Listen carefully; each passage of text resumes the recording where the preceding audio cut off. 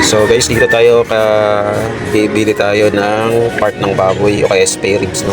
O kaya buto-buto. Dito tayo sa aking mga kumare at kumpare. Dito tayo bibili sa kanila. Mare, good morning. Interviewin muna kita. Bibili ako. Mare, may spare rib ka? Spare rib? Meron pa?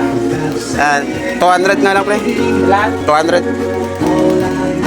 Yan, pare.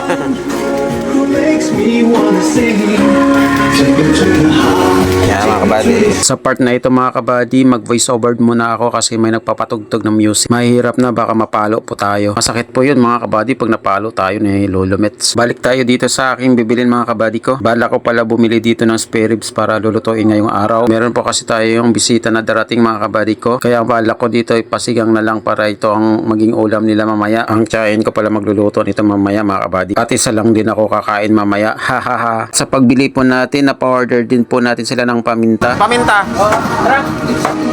Tigilan, tigani-mani mo. Buwag na yung ano, may pino. Walang na pino. Buo na lang at saka crack.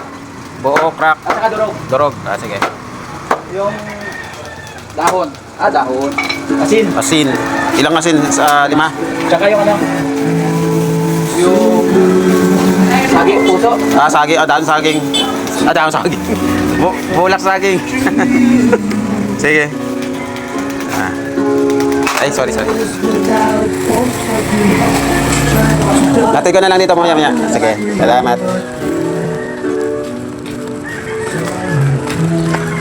Ayan guys, nakabili na tayo ng spare ribs, no? Okay. Nakakuha pa tayo ng orders, no? Makapag-order pa tayo. So, let's go guys. Uwi na tayo at para i-ready natin yung order natin, kumpare. Okay?